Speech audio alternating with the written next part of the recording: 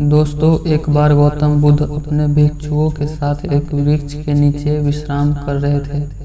उस वृक्ष की छांव में बुद्ध अपने भिक्षुओं की जिज्ञासा दूर कर रहे थे।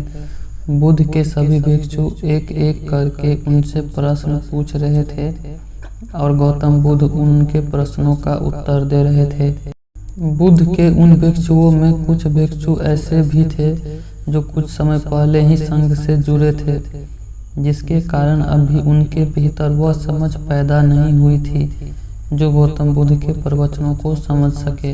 गर्मियों का समय था, सूरज अपने चरम पर था और चारों तरफ धूप ही धूप थी, लेकिन उस वृक्ष के कारण बुद्ध और उनके सभी भिक्षु आराम से छांव में बैठे हुए थे। इतने में ही गौतम बुद्ध के एक भिक्षु की नज़र एक बूढ़े व्यक्ति पर पड़ती है जो उस वृक्ष के पास से ही गुजर रहा था। वह भिक्षु उस बूढ़े व्यक्ति को देखकर अचानक से ही हंसने लगा। उस बूढ़े व्यक्ति की उम्र बहुत ज़्यादा हो गई थी, जिसके कारण उसकी कमर मुड़ गई थी। उस बूढ़े व्यक्ति के हाथ में एक डंडा था, जिसका सहारा लेकर वो बूढ़ा व्यक्ति अपनी मंजिल तक पहुंचने का प्रयास कर रहा था।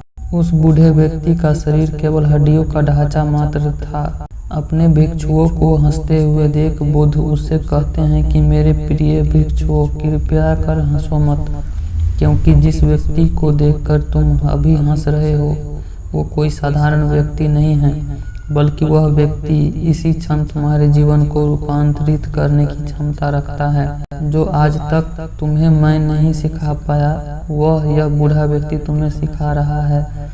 इसके द्वारा दी गई सीख को बेकार ना करो। बुद्ध की ये बात सुनकर वह भिक्षु बुद्ध से कहता है कि मुझे क्षमा करे बुद्ध, पर मुझे ये समझ नहीं आ रहा है जो एक बूढ़ा व्यक्ति जो खुद अपने शरीर और अपनी बीमारियों से लाचार है, वो मुझे क्या सिखा सकता है।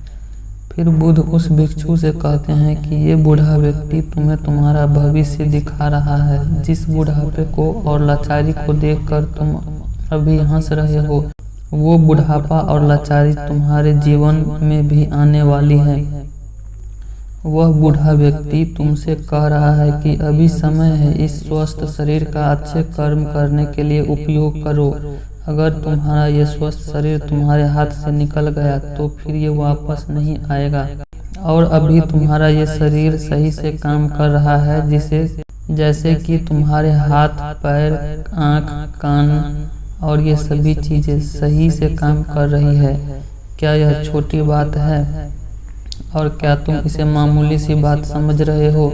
यह घटना कोई साधारण घटना नहीं थी जो अभी तुम्हारे साथ घटी, और ये घटना तुम्हारे जीवन को बदलने की क्षमता रखती है। ठीक इसी तरह की घटना ने मेरा जीवन बदला था, और इस तरह की घटना के कारण ही आज मैं बुद्ध हूँ। फिर वह भिक्षु बुद्ध से कहता है कि क्षमा करे बुद्ध, परंतु मेरे मन में यह विचार ही नहीं आया कि मैं उस बूढ़े व्यक्ति से सीख सकता हूँ। उसे देखकर मुझे हंसी आ गई। जिसके बाद बुद्ध कहते हैं कि तुम्हें अपने भीतर कहीं ना कहीं लगता है कि जिस स्थिति में आज वो बूढ़ा व्यक्ति है, उस स्थिति में तुम कभी नहीं जाओगे। जिस बुढ़ापे का और लाचारी का सामना आज वो बूढ़ा व्यक्ति कर रहा है, तुम्हें लगता है कि उसका सामना तुम कभी नहीं करोगे, इसलिए तुम उस बूढ़े व्यक्ति को देखकर हंस पाए। तुमने सच्चाई को नज़रअंदाज कर दिया। अगर तुम सच्चाई को देख लेते तो चाहकर भी अपने आँखों के आंसुओं को नहीं रोक पाते, परंतु तुमने सत्य को अनदेखा कर दिया और तुम बहुत बड़ी संभावना से चूक गए। बुद्ध की ये बात सुन वो भिक्षु बुद्ध से क्षमा मांगता है और ये निश्चय करता है कि वह अपने स्वास्थ्य का उपयोग अपने अहंकार को बढ़ाने में नहीं, बल्कि परम सत्य को पाने में करेगा। दोस्तों, जो लोग इस कहानी को सुन रहे हैं, हो सकता है कि आप बहुत बड़ी समस्या में हो या बहुत बड़ी परेशानी में हो, लेकिन फिर भी एक बात को हमेशा ध्यान में रखना कि जब तक आपका स्वास्थ्य ठीक है, तब तक आप किसी भी बड़ी से बड़ी समस्या से बाहर आ सकते हैं।